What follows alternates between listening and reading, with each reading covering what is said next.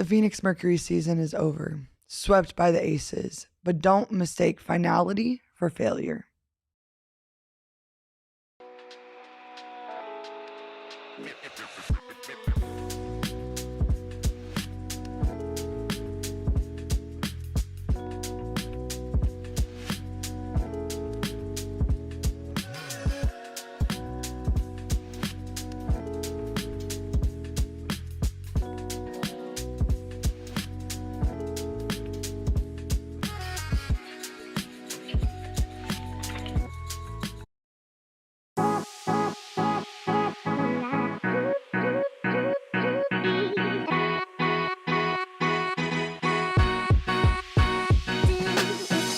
This is not an obituary. This is a celebration of a team that rebuilt its soul in real time. The 2025 Phoenix Mercury began as a question mark, a roster in transition, a fan base unsure of what was next in the post-Taurasi era.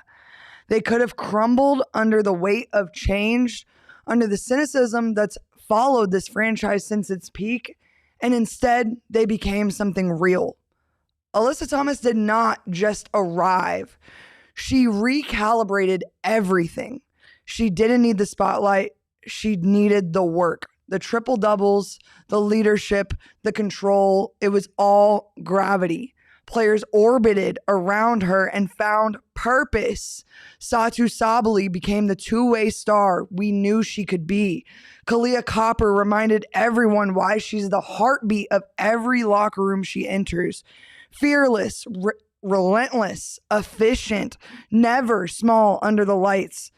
And surrounding them, role players that refused to stay role. Monique Akol-Makani made energy a weapon. Lexi Held turned spacing into a statement. Natasha Mack made the paint a fortress. The rookies played like veterans. The veterans played like believers. And a franchise that felt lost found its rhythm, chemistry, and grit. They didn't have the luxury of ease, injuries, rotations, new systems, and the constant shadow of expectation. But they had an identity. They had a coach who finally built structure and trust. They had a team that defended like it mattered, shared the ball like it meant something, and carried themselves like Phoenix basketball still mattered in this league. Las Vegas took the series, but they did not take the spirit of this team. They did not erase what this team redefined: how to build again, how to fight again, and how to believe again. This isn't the end of Mercury basketball. This is a blueprint for Mercury basketball, because seasons like this, where you believe, where you rebuild faith, earn back pride, and remind the league who the hell you are.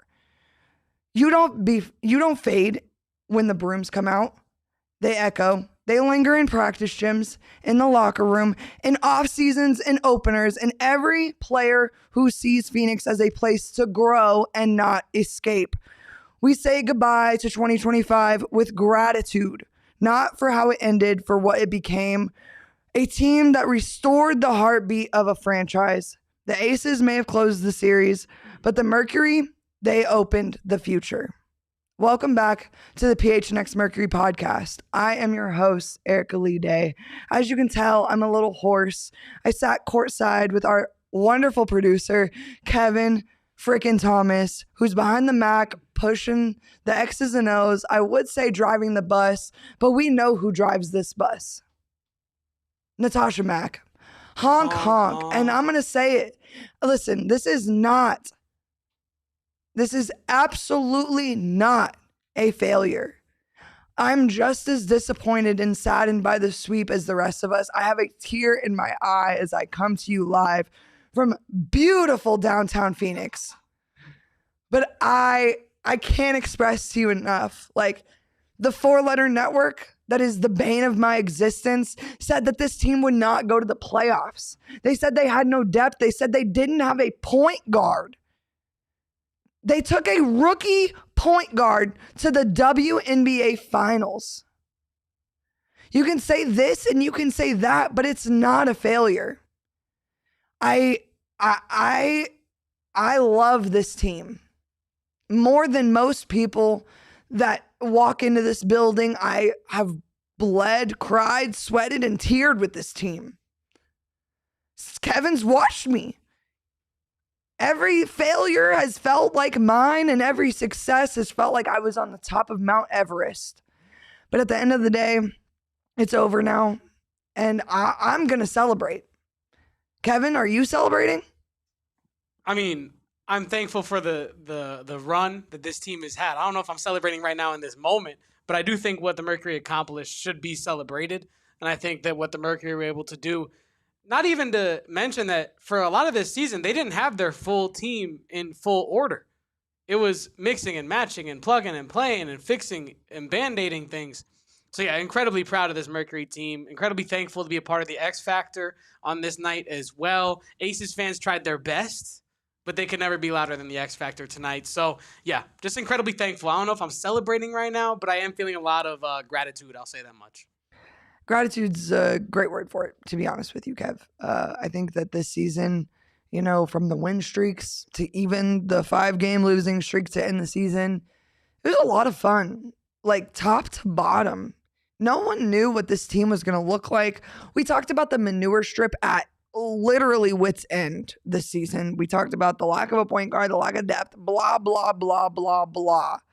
But they went through the reigning champion. They went through the number 1 seed in the WNBA, who entering the playoffs had, 10, 11 losses?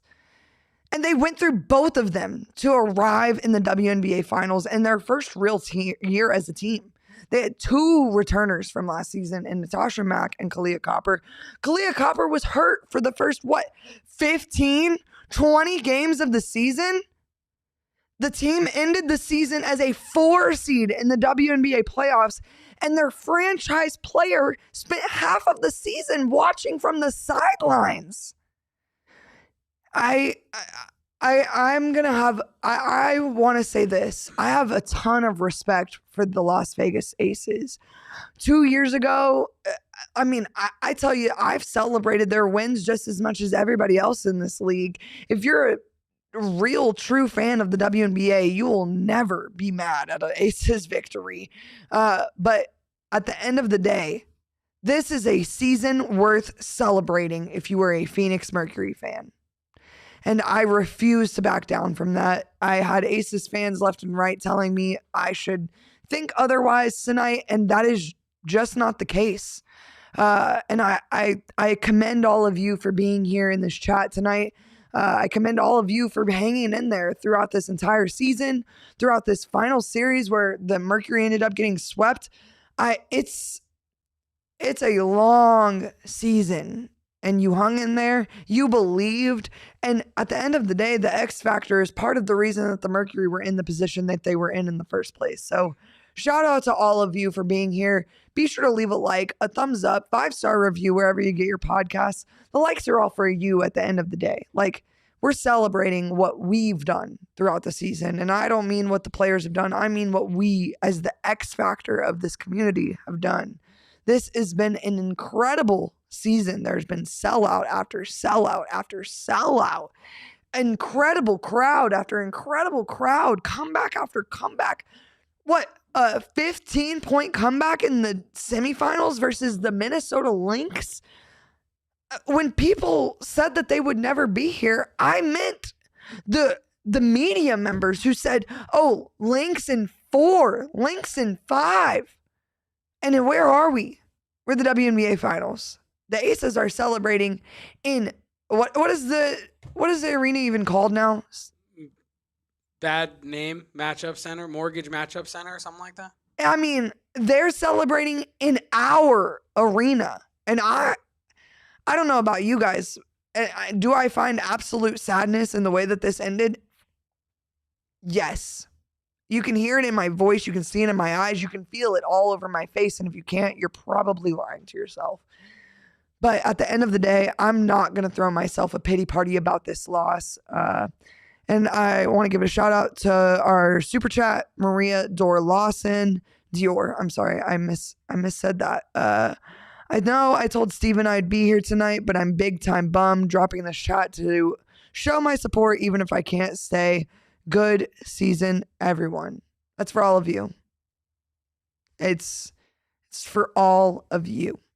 A fantastic season for you, a fantastic season for me, and a fantastic season for the Phoenix Mercury. We have a first-time guest on the PHNX Mercury podcast. He looks like he's surprised. As if he wasn't in the building tonight. But you better put that can down. I don't want to make Max mad. This is... Oh, you can't talk about making Max mad. Owen? I know a lot about making Max mad. You know a lot about making Max mad? Oh, yeah. Give me that. Yeah, I go want for that. It. Go on, take him. I want it. And you might as well throw the brand in there, make Max mad. Eminem, make Max mad. There we go, make Max mad. Owen, how was your experience at the game tonight? Oh, where were you sitting? I was up at here, actually. How were the fans up there? It was good. It was a good crowd, but just... You got to give them something to get it going tonight, and it didn't feel tonight. But... That's basketball, Owen. That's what happens. I know. Little Rising reference for I just you guys. knew you were going to give me like a eulogy of your own. I delivered a hell of a speech. You missed it. Don't even start me on the club. My speech was good, right, Kevin? I mean, you're going to have to clip that. We will be clipping that. I like how Eric is just utterly shocked that I'm here. But hey. As if I didn't invite you. Yeah. You brought a little bit of joy with you because I do feel approximately 13% better. Joy? Me? Yeah. I bring joy. Okay. To this pod. Really? Yeah. I like how you're turning bright red. It's mostly because I feel like Owen usually is the one making fun of people. Kev has watched our pod. Yeah, Kev has produced our pod. Do we have joy? Oh, Kev? by the way, if you Not for don't know Rising. Owen, he's the host of our PHNX Rising pod. Hello. And we love Owen. We actually just hung out with Owen for the first time a few days ago, and we realized that I've missed out on Owen. My entirety of employment here at PHNX. I never felt joy. And that's Thank the host you, of our Eric. PHNX Suns pod saying I've never felt joy around him, to be honest. Owen, He's how does not it wrong. feel to be the supplier of joy and the supplier of sadness for Eric and Erika? Quite the duality. It is quite the duality, to be fair. You do freaking roll, as B said in the chat. Thank you for joining me today, though. I really appreciate it because I needed a little bit of a breathing break. That's it. You need it. I'm pretty sad right now. I can imagine that. Am I allowed to be sad? Oh, 100%. Look, with Rising, we haven't been there in the PHNX days, but we've been there. We've seen what that's like. Getting close, not quite close enough. Feeling like maybe you've outdone yourself, but you kind of hope that you make that last step and you just don't, and it's not fun. That was kind of well said, right? You felt like maybe they had done a little bit better than expected, and that once you're there, once you're in the dance, you can maybe finish the whole thing. You don't want to accept that you've just, maybe outdone yourself, and you should be grateful where you're at. You always want to go that step further, don't you? Yeah. Eric is saying, what are you talking about? You literally won a championship. That's enough Owen ball. Eric, hang on, no, hang on. Eric, one of two, excuse me, with the only PHNX team in the PHNX era that has won, I believe. Am I wrong? I think you're right. Yeah, I think I'm right. Which is absolutely disgusting. And I don't mean that in a derogatory way toward your beloved sport, but like... It was the most disgraceful way to Eric, win anyway, so I'll accept that. Eric, please. Eric, don't do that. Not tonight, I'm Eric. begging. Not tonight, Eric. I Not can't. Tonight. Please. Not To be tonight, fair, Eric's Eric. right. No, I unfortunately... I'm so sad, Eric. The problem is I'm here with Erika and... I'm voiceless. I'm hoarse, and I'm so sad right now. You're not wrong. ASU did, yeah. All this to say thanks to Owen. And thanks to the Phoenix Mercury for giving me a heck of a year. Poor old Erika didn't know that I do have the link with ASU there as well. Yeah.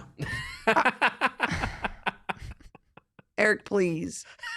I come into the ASU show, I speak positively.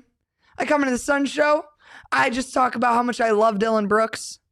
You come in here and you talk about Big 12 championships.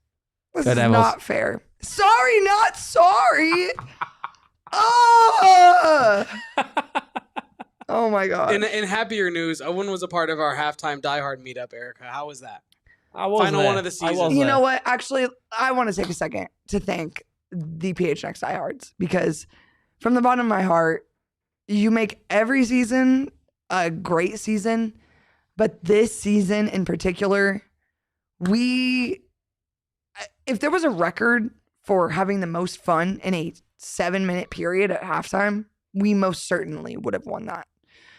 Between the dances with Delilah, the gazillion pictures I have on my phone, the 500,000 inside jokes, and none other than the Chris Melton constantly appearing out of thin air. It was a fantastic season. It was a fantastic run. And above all else, the diehards were the best part of all of it. So if you aren't a diehard already, you should probably become one because I hear that the sale ends at the end of the night. I think it's like $36 right now, if I'm not mistaken. Kevin he's saying, and I'm saying, I'm pretty sure I saw a message about that. So $36 for the night. No one knows but me. I'm the part-time employee here. None. But anyways, yeah, $36 for the year, less than a cup of coffee a month. And you can become a diehard. You get a free t-shirt. Not as cool as this one, to be honest. Mercury versus everybody, including the Aces. But you can become a diehard, join the Discord chat, get a cool diehard membership card that you can present to me to prove your coolness. Because you need to prove it to hang out with me. I'm just kidding. That was kind of mean. One last question before you go, Owen. Go on. You saw girl dad, my guy, Nate Tibbetts, get thrown out of the game tonight. Correct. What did you think of that? As a guy who maybe hasn't been super locked in with the Mercury. See, You can't make anything of it? I can't make any of it because honestly, I didn't see the moment. Well, I've got something to make of it. Go on. First of all, these refs have got to be stopped. Arr. Second, Kevin's laughing. I love when Kevin laughs because that tells me, you know? Go on. I'm trying to supply myself joy. I'm manufacturing joy right now live on the PHNX Mercury podcast. But no, these refs need to, figure it out. Because at every point of tonight's game, I heard Becky Hammond say some foul words with my own 2 ears. What's a word for 4K but in audio? High definition? Yeah. Kevin being like, so I need to give her an answer to make her feel better. But yeah, okay, better? I don't think it was loser from Nate, but nonetheless, that's my guy, and I'll go to bat for him every time. I've been a defender of Nate Tibbetts since the day he got hired here in Phoenix. Even before I hosted the PHNX Mercury podcast, I was a defender of Nate Tibbetts. The transition from NBA to WNBA is not easy, and he's done a heck of a good job. Also, it's not easy. I'm looking at the wrong camera this entire time, but it's also not easy to go from having Diana Taurasi to not having Diana Taurasi. Oh, and then you don't have Kahleah Copper. Then you have Kahleah Copper. Oh, and then you don't have Satou Sabally. Oh, and then you do have Satou Sabally. Oh, and then Alyssa Thomas goes out for 5 games. I don't know of any coach other than maybe Stephanie White who's been through more injury turmoil than Nate Tibbetts. So, yeah, 3 techs in 2 games, and I would take them all again. In fact, I almost wish it was 4 techs in 3 games. Yeah. There you go. Thanks, Owen. I appreciate you coming on the pod I'll back today. you up on that one. There we go. GG's. I like that shirt you're wearing, by the way. Thank you. You can get it on the gophnx.com/merch. Yep. I actually don't know about that // part, but I don't know either. But I hey, genuinely it's the made that locker. up. There we go. If you go hunting, you will find it. Anyways, that's been Owen from the PHNX Rising podcast. In case you didn't see me just... We may make the playoffs, we may not. We'll see. Anyways, we're going to take a quick break here on the PHNX Mercury podcast, and then hopefully Steven will be here most sooner than later, because as much as I would love to talk to myself all night long, I am sad. He's on the way. He's on the way? Okay. He'll be here soon. So we're going to take a little break here on the PHNX Mercury podcast, and then we're going to get some post-game clips from our guy, Steven Pridgeon-Garner. This almost brings me physical pain to bring up, I'm not going to lie. But Mount America Credit Union, the exclusive home of the Mercury card. Get these elite cards from the official credit union of the Phoenix Mercury, available as both debit and credit cards. Even better, take advantage of a special check-in and credit card promotion for Phoenix Mercury fans. Get a $200 bonus when you open a Phoenix Mercury credit card and a MyStyle checking account. There is no annual fee on credit cards. They're available with low rates, cashback, or rewards cards. MyStyle accounts offer extra benefits like telehealth access, loan rate discounts, mobile phone protection, and so much more. Mountain America Credit Union is here to guide you forward on your financial journey. Visit macu.com/Mercury 200 to learn more. Insured by NCUA, membership required based on eligibility. This limited time offer ends December 31st, 2025, and can be changed, withdrawn at any time. Terms, conditions, and exclusion may apply. I think I really screwed that up, but it's the end of the year, so I think that's probably all right. Circle K, my good pals over at the Circle and K, as even my good friend Steven Pridgeon-Garner has started to call it, which I love. I'm not gonna lie, that makes me so unbelievably happy. My favorite thing at Circle K is the peanut butter filled pretzels. They bring me immense joy. I'm probably gonna have to eat a few on my way home tonight, because otherwise I'm gonna be heartbroken listening to the new Taylor Swift album on the way home, which isn't good for anyone's mental health. So I'm probably gonna pick up some of those pretzels on my way home at a discounted rate, because I'm an Inner Circle Rewards member. You can be just like me. Get 25 cents off a gallon on your first 5 fill-ups. Then you can be in the 3 cent off club. Then you work your way up into the 5 cent off club. 5 cents off a gallon.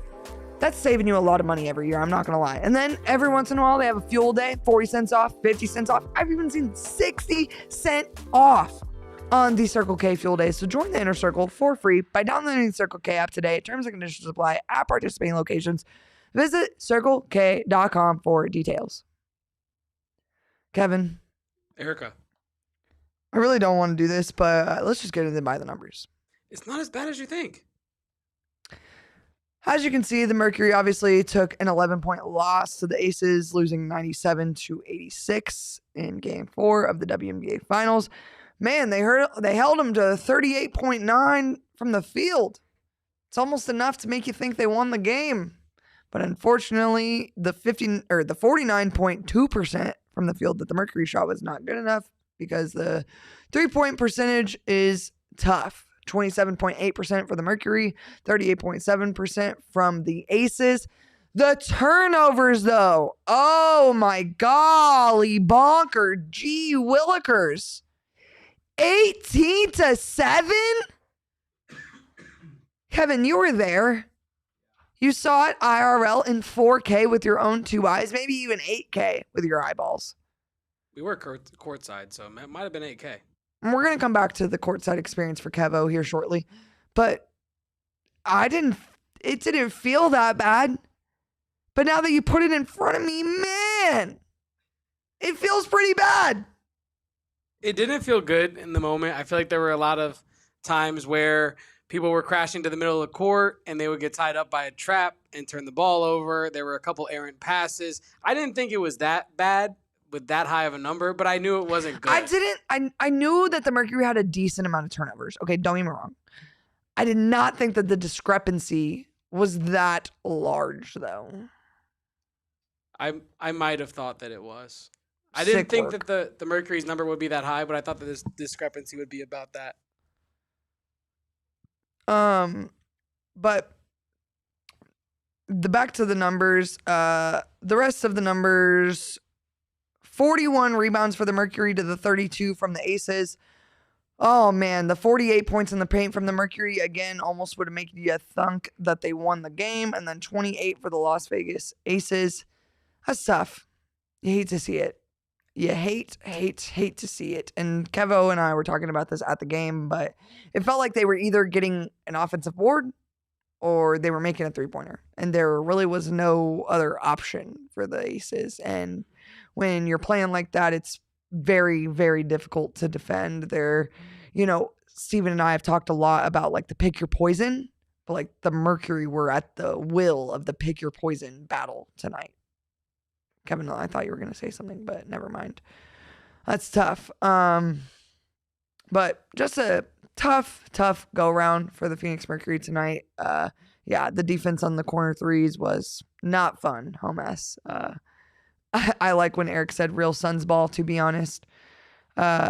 It's really unfortunate, but luckily for all of us, we've got Stephen Pridgeon-Garner here live joining us in just a quick moment, and I'm very amped up because we've got some stuff to talk about with our all-knowing ball guy, Mr. Stephen Pridgeon-Garner. How the heck are you? I know it was slack, but Outside of that, I'm here. Tough. I'm doing good. The team is not.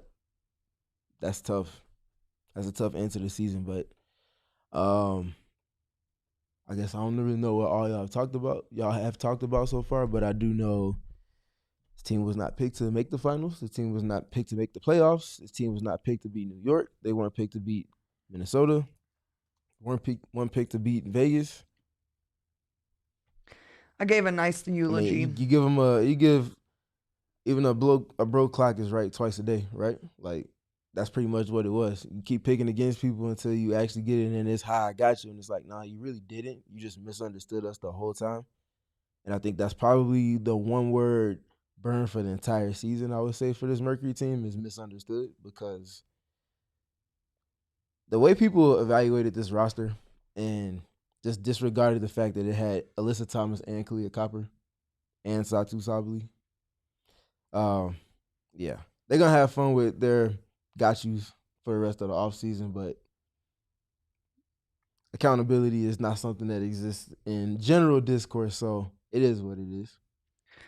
Well, like I said, I gave a insanely diabolical eulogy for the squad. Mhm. I went through by the numbers, talked with Owen about the crowd, which was, if you didn't know, Kevin and I were surrounded by Aces fans. It was, I won't say not fun, but I won't say it was fun either. I will say the gentleman next to us, his name was Patrick. He was a nice guy.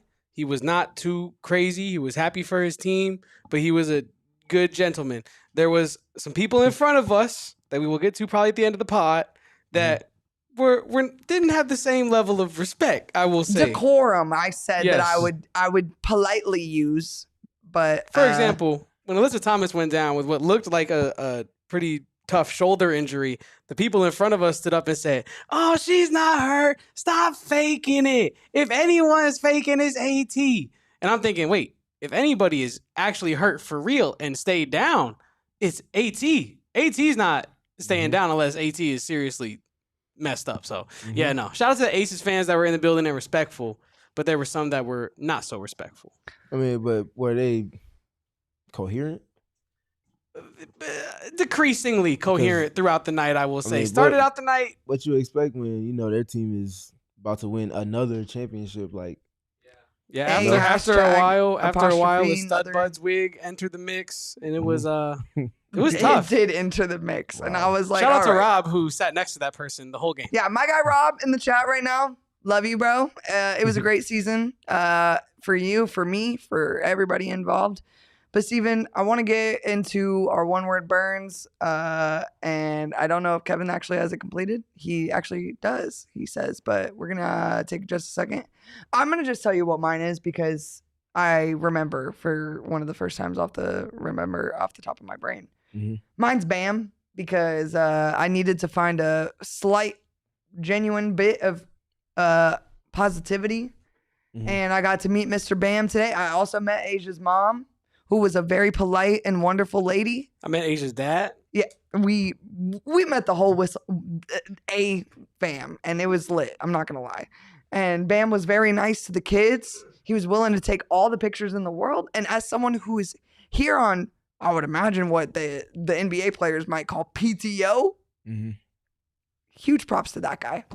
Shout out to Bam, because I'm sure Steven knows, like, these players can, when they're in public places, get swarmed, and they often want to get from point A to point B as quickly as possible. Mhm. Bam went to the lounge, shout out to Gila River, and, you know, did what he had to do, hung out at the bar, took photos with fans, took photos with kids, was very nice to everybody. So shout out to Bam Adebayo. And shout out to Damon, by the way, who I'm sure would have loved to have seen Bam Adebayo. If only I had 3. But Steven, what was your word? We can just rock with misunderstood. I feel like, again, you can't ignore the context and just act like this team wasn't deserving of having been in this round when they quite literally got everything out the mud. We might not have any clips from postgame today because of technical difficulties, but one thing that Alyssa and Kahleah spoke to is them being, and Nate Tibbetts even as well, them being aware of the percentage that people gave them to even get to the finals, to start the playoffs, all of the incremental counting out that took place over the course of the season, and then continuing to kind of double down on they're not going to be that good. They're not going to be that good. So, yeah, I would say misunderstood without being too long-winded, and I feel like that's something that is like a quadruple entendre in multiple capacities for this team for sure. I mentioned all of the miscalculations, for lack of a better term, regarding this team, because that's a fantastic word for it. Like, there were a ton of them. Anyone that thought an AT-led team wasn't at least going to go to the playoffs probably miscalculated. Anyone that thought a team with Kahleah Copper wasn't going to be able to score the basketball at an efficient rate probably miscalculated. Anyone that thought a team with Satou Sabally wasn't going to be able to play the positionless basketball that was once intended probably miscalculated. So I think that's a great word. Let's talk about the post game. What was kind of the vibe from the arena before you left? It was a very transparent post game. Starting with Nate, he was not shy about letting it be known that he was surprised that he was tossed, that he didn't feel like what he said or how he acted was deserving of having been tossed. He said it wasn't his intent to put his team in that position. He said his intention was to receive one tech because of the way he approached it, but he made sure that it wasn't something that was going to be double tech worthy. And he said he was walking away from the official, and all of a sudden he heard another whistle, so he didn't think it was for him because he's walking away from the situation. And then he turns around and he sees that he's getting hooked, and he's like confused. And there was no real clarity that was provided as to why he got the second tech. The first tech, he said, accountability-wise, was his intent.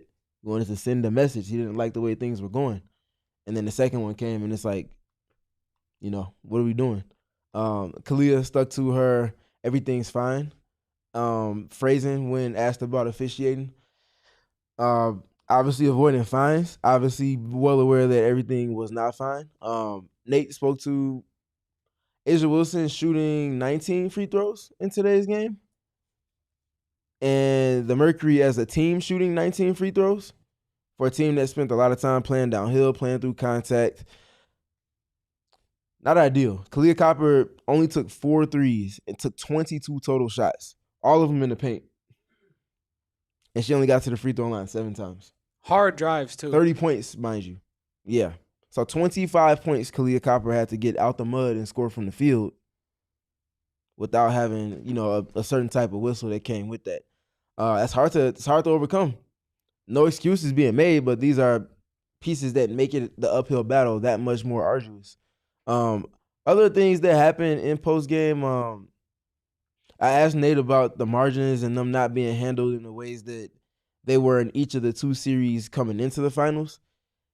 He said that they definitely weren't as sharp as they needed to be. They missed opportunities. He said he liked their chances, and he liked their chances when those opportunities presented themselves. But again, when it's in the finals, the margin for error, like we've talked about on this show, like I've harped on all playoffs, slim to none, especially with the route to the finals that you had. So, and then Alyssa, I asked her a similar question, not the exact same, but just when reflecting on the entire playoff showing for them. And she mentioned in particular that, and I quote, they let their foot off the gas when they got to the finals. The execution piece that got them there, it wasn't as resounding. They weren't stamping their identity on games, and they kind of got clipped in multiple respects in each game that came in the final series, largely because of that. But also reassured that both her and Kahleah were very confident in each other, the reasons why they chose to spend this season laying the foundation together, and what it is to come forward for the franchise. I don't want to look ahead too much because obviously there's a ton of conversations to be had between now and February, March, April, but like just a quick reflection on this season in its entirety. Because like I was saying before you got here, I don't think that we should be hanging our heads, is what I want to say. Maybe the finals performance was not what we anticipated as Phoenix Mercury fans, but the performance from as a team throughout the season was exactly what you would expect and want and desire out of a team constructed like this. And so just as you look back, obviously quickly, not anything, because I think you and I are probably going to do a season recap over the next week or so. But just what do you make of this in the first year post DT and BG? Job well done. Like, again, the context for me is, so you get picked against as a team, but each passing month of the season, including each round of the playoffs, you talk about a Big Three constructed team and how often those teams make it to the finals in their very first season together. You talk about the route to the finals for the team, not even just the playoffs, the regular season. You have Kahleah Copper for just a little over half of it. You're missing Satou and Kahleah in multiple pockets, both of those two.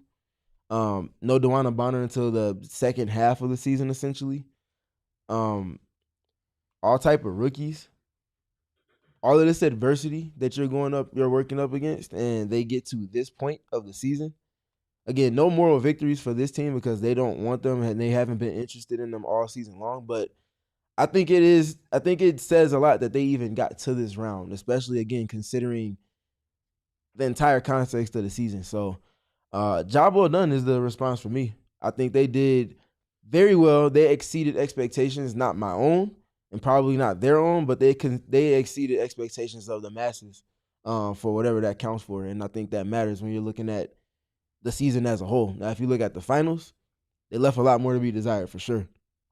I think there's not a unrealistic world where they should have been up 2-1 coming back, or they should have been up 2-1 after Game 3. Game 2 was Game 2, but I genuinely believe that if they handle their business respectively in Game 1, and Nate even spoke to this when he responded to my question, that it changes the flow of the series. They go into Game 2 with a different confidence. Vegas has to go into Game 2 with a different type of approach instead of being up 1 in the very first game with the second home game. You have to handle your business in succession. You can't leave food on the table. You can't miss opportunities because on that stage, that's enough to clip you in the end. I don't want to be like a person that keeps revisiting Game 1 or anything, but like as you look back on this series, do you think that Game 1 will ultimately be the thing that feels like it's the thing that hurts the most for Mercury fans? Because to be honest, right now, for me, that's what it feels like. Yeah, I mean, that third quarter is unacceptable, non-negotiable. You can't have those. We talked about in the series preview, I mentioned in particular, you can't have these quarters where you're scoring less than 20. It was something we talked about a lot last season. Hasn't been an issue for the most part this season because of how strong their defense is. But against that team, your defense can only be so good for so long because of the shot makers they have and their ability to adapt in real time. And the defense never reached its height in this series, and the offense never reached its height either. I don't know if Vegas scored less than 90 in any of the 4 games. Maybe game 1 they scored 89, but pretty much they were at 90, and I said the number they had to keep them 80. under was 90 because they were averaging 91 coming into the series, and I was like, the defense can be really good, but if they're getting 87, 88, 89, it's hard to deal with. Mercury pretty much won every game in these playoffs when they held their opponents to like 82, 83 points, and Vegas was 7 to 8 above that in every game.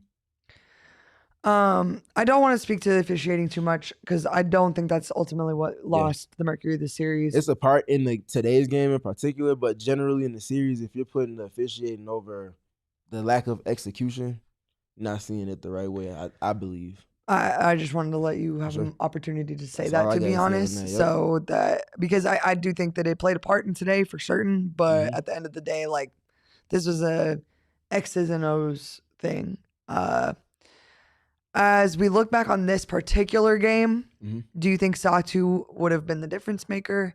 Did you feel about Kalani Brown playing? And like, what did you make of everyone's minutes? I was super stoked about Lexi's minutes. I think Mhm. that she came in and did exactly what she did in earlier games in the season and applied defensive pressure that looked a little different than what Monique Makani has been able to do, but ultimately still effective. And then in regards to Kalani Brown, I think Kalani Brown played a hell of a game today, especially considering the context of her not playing in 10 games. I'll start with Kalani.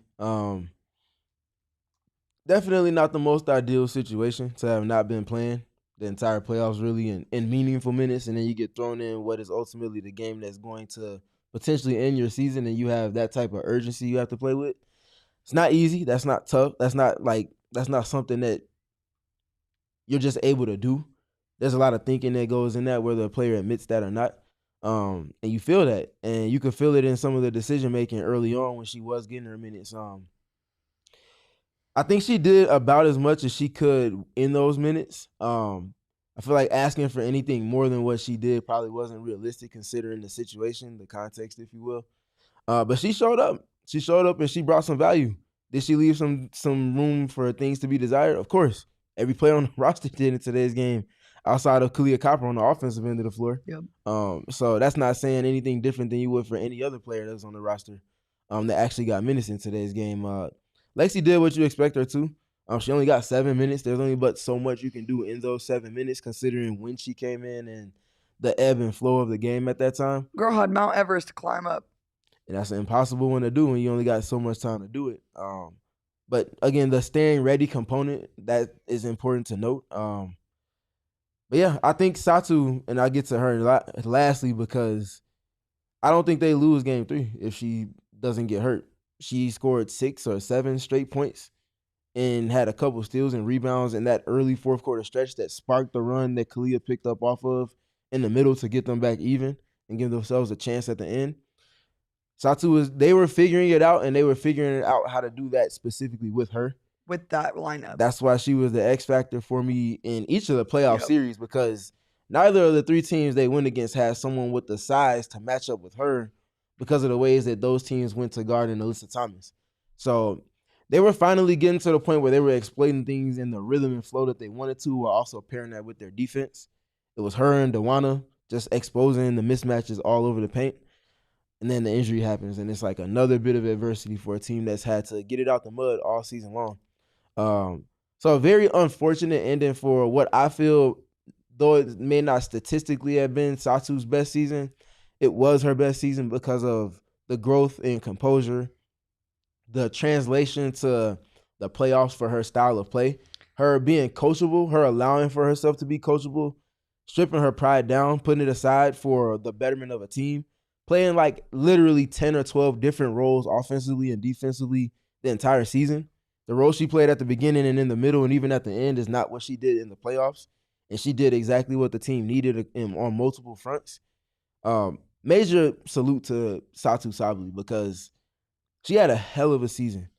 And I don't think you can overstate that. I feel like she really came into the two-way player that we believe her to be this season. Mhm. And like she was that in college, but and this is no slice to the Wings, but let's call a spade, and that they've not been a defensive minded team Mhm. with or without Satou Sabally. So her coming here and proving that she could play both sides of the ball efficiently Mhm. was, I mean, I don't know what more you could ask for as a Mercury fan. She almost exceeded expectations if you're looking at the season as a whole. And I only say almost because there was a slight bit of a drop off at the last about quarter of the regular season. And that was when they were finally healthy and they were trying to figure things out. So she didn't necessarily hit the way that she did early in the season just because of the figuring out part of it. And that's okay because she just barely missed out on exceeding expectations in the regular season as a whole, but in the playoff stage, she exceeded expectations. And if you told me the trade-off was she leaves just a little bit of food on the table in the regular season because she's going to have a feast come playoff time, it's all you can eat, that's an even trade-off. That's what you want. You want for her to be her best on that stage. And Nate Tibbetts and company, along with Satou's participation in it, figured it out, and they were intentional about it. And she had the game ones that she did in both series, and then she had the games 2s and 3s and 4s in each series that got them to the finals. And again, she was the X factor of the entire playoffs for the team for multiple reasons. And I think that adaptability and her willingness to play multiple roles and be challenged in her growth is everything. That speaks to the buy-in that the team has. That speaks to the willingness and desire to win that she has. So shout out to Satou. And I want to give a quick shout out to Kahleah Copper, who, to your previous point, started the season injured and came out, and it was not easy for her when she first came back from injury, and she had to find a way to make it work again, and she was able to do that. And she returned to exactly who we always knew she was. But in these playoffs, especially in these last, 3 games, she's just been absolutely ridiculous in turning it on in the fourth quarter, especially. And again, just exactly who she thinks she is.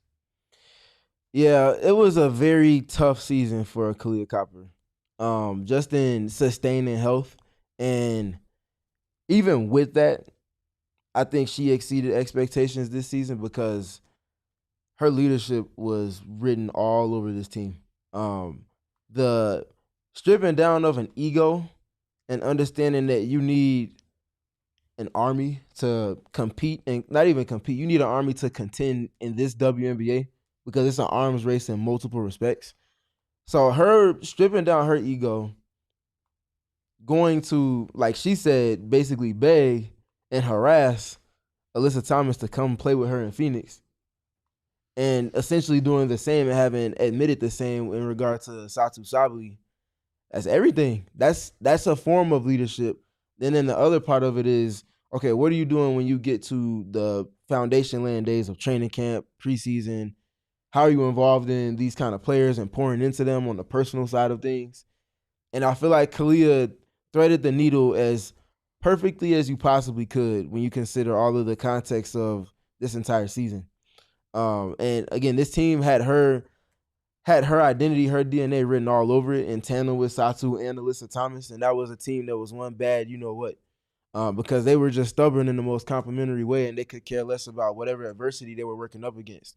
They just did the shoulder shrug, laced them up, and got to work. And I feel like that's something that they wore on their shoulders collectively and individually. And they got the successful season that they did largely because of that complimentary positive stubbornness, because they just didn't care about the outside noise. It was them versus everybody. Like my shirt says. Including the officials. But yeah, them versus everybody. I tried, okay? Steven, I probably don't have to convince you that I really did put my best effort in tonight. You can hear it in my voice. First of all, the sadness, but also the hoarseness, the lack thereof, for lack of a better term. Kevin and I really did our best. We tried, and we couldn't make a difference. Yeah, it's like that sometimes, but this is what you signed up for. Mercury, they go and get this big three compiled roster, go and find the intentional pieces that they add on the margins around them. And everybody knew what they signed up for. They signed up for the hard way. They weren't ducking the easy way. They weren't trying to find ways to cut corners. They knew what they signed up for. They wanted to compete for a championship, and they did just that. There's only 2 teams that got to compete for a championship this year. And one of those 2 is the team that everybody wrote off compared to the other teams that were in the playoffs with them. So a successful season for the Phoenix Mercury, and I hope that everybody takes a moment to step away from the emotional side and just contextualize everything. Remember what everything and all of the questions and all of the conversations were early in the season. Now, we tried to guide those conversations via our platform, and I tried to guide it over film, especially to kind of not just speak on thoughts, but actually have context to show, like, this is what's happening. Teams can't do this. They're doing this. Teams can't get to that because of this. Their defense is this good. Their offense is this good. Alyssa Thomas is an all-time great. Kahleah Copper, the best slasher in the WNBA still for the last 4 or 5 years. Satou's shifting things here and there. Nate Tibbetts and company are getting more out of all of these pieces. Like, that's a lot of work that they put together. And I think they got what they deserved in terms of getting to the finals. Now it's about the and then what, because they set up this lofty goal to make the finals. They did that. Big time box being checked off. So now it's about how do you follow up? How do you respond? Last thing I mentioned from postgame, Kahleah mentioned that she wanted everybody to just kind of be quiet as they stepped off the court. Watch a little bit of the Aces celebration, but more so just listen and feel that moment. And allow for that, and I say in quotes, allow for that to fuel their decisions that they're putting in going forward so that they can do what they need to get back to this stage and atone for mistakes and missed opportunities. So I think they're in a good spot. I would say for a team that was counted out so many ways, to have finished their season in the finals regardless of how that happened, they're in a good spot. I want to ask you one question before we get to like my little sentimental thank you at the end of this pod, but I have been so reluctant all season long, to be honest, to even think about next year because of the CBA renegotiations and the fact that 80% of the league that isn't a rookie on a rookie contract is a free agent, blah, blah, blah, blah, blah. This big three in particular, they came together by choice. I believe in their willingness to stay together by choice. Do you think that this is not the end of this brand new Mercury Big Three in Phoenix? No, I don't think it's the end. I think there's a lot of things that are out of their control, but I think one thing that is underrated for the season is not just the buy-in to what the coaches were trying to get the players to do and the buy-in for the players to their respective roles on the roster, but their belief in the franchise and their desire to want to carry that torch from everything that was the Diana Taurasi-led rendition with Brittany Griner and all of the legends that preceded this season.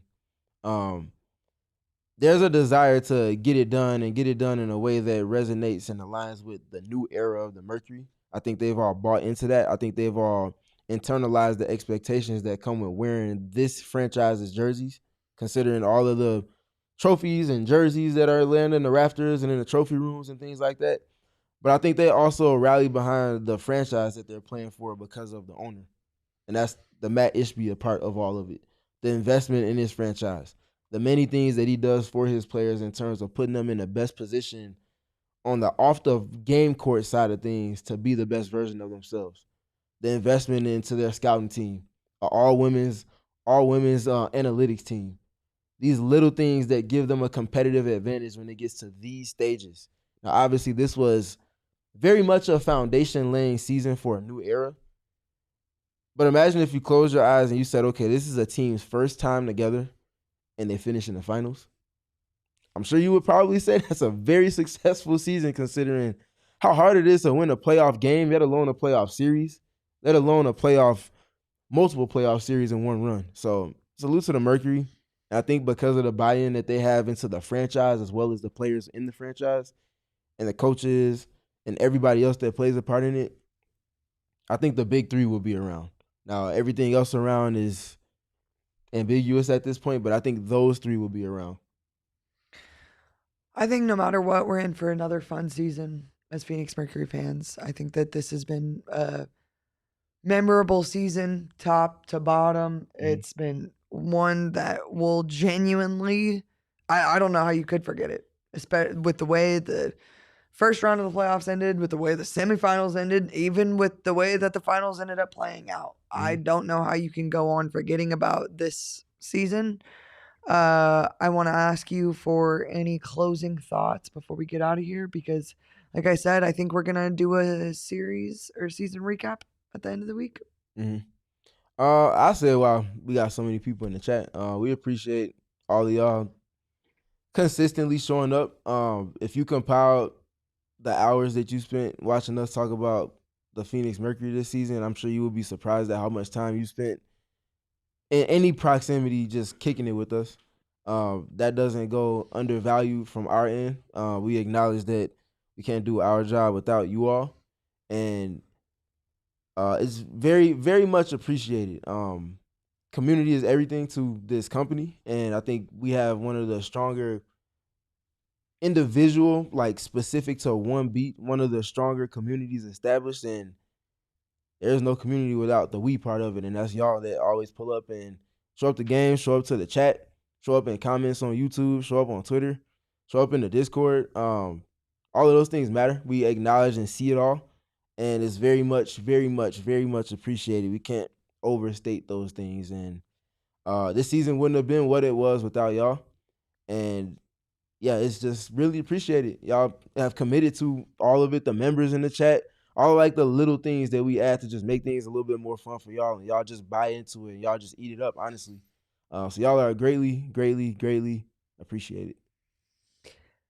Like Steven said, oh man, teary-eyed Erika in the chat. Oh, golly bonkers. Oh no. That's the second golly bonkers of the pod. Oh man. To everybody who meets up at halftime, to everybody who came to our takeover, to everybody who is in the chat every night, to everybody who isn't here every night and maybe watches us later, and I don't even know your names because you never left live chat before. That's okay too. Just thank you. From the bottom of our hearts, it's been a crazy year, top to bottom. Us as a company, us as a beat, us as everything. It's been a absolutely nuts year. And I, like Steven said, I'm gratitude from the bottom of my heart, from the bottom of Kevin's heart, from the bottom of Steven's heart. We love you. We could not have done this without you. We wouldn't have wanted to do it without you. I love what they say on the Sun Show about psychos and sickos because I think it suits our community so well. You have to really love ball to be watching us right now. And so shout out to all of you for being here in the first place. Shout out to all of you for subscribing to PHNX Sports. Shout out to all of you for following us on Twitter and keeping up with all of our ridiculous shenanigans. Yeah, no. Please stop. Don't nickname teary-eyed Erika. I don't appreciate that. Erika's an ugly crier and she knows it, and that's okay. But in the season recap, we won't cry. We're going to celebrate what this season was, which was a huge success, a lot of fun, and something that I will genuinely remember for the rest of my life. And I'm sure that Steven feels the same way. Yeah, it was one of, if not the most fun season that I had just covering the team just because of the way that the team operated and all of the adversity that they overcame together while growing through those things as well. Yeah, crazy enough, I'm grateful for the team, for the insights that they shared with us, the many questions that they could just choose not to answer or not answer as thoroughly or as deeply or as intentionally as they do.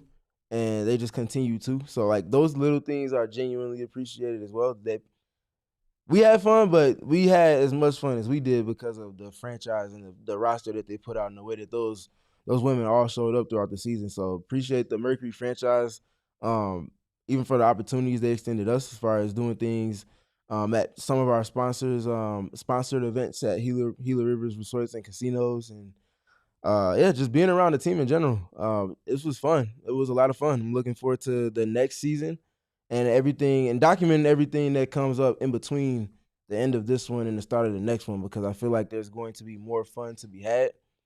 And I'll go out and say I think there's also going to be more success to be had for the team. So there's a lot of work to go into it between then and now, or between now and then. But I think they're in great position to do exactly what it is that they desire to do. And this franchise is exactly who they think they are for multiple reasons. Well, Kevin was scared to put me back on camera. He thought I didn't want to cry. It's on brand. I was just looking out. And I appreciate that. But I just want to say thank you one last time. It's been real. It's been fun. It's been really, really freaking fun. And so thank you to you. Be sure to leave a like, thumbs up, 5-star review, wherever you get your podcast. Follow us on Twitter at PHNX_Mercury, where even during Unraveled season and Lord knows what else, we will keep you all up to speed. We're going to have a season recap later this week. I don't know what day. I'm too tired to really think about it right now. But shout out to Kevin. Be sure to follow him on Twitter at KevoPost. He cooked up some really fun Mark Davis tweets today, even though that made me not very happy. Shared a bathroom with the man. That seems weird. You can Happened. follow. That's wild. It happened. That's wild. You can follow him at StephenPG3. You can follow me at Erika Lee Day. And I will cry with you guys later this week. Bye. We all silly like the mayor.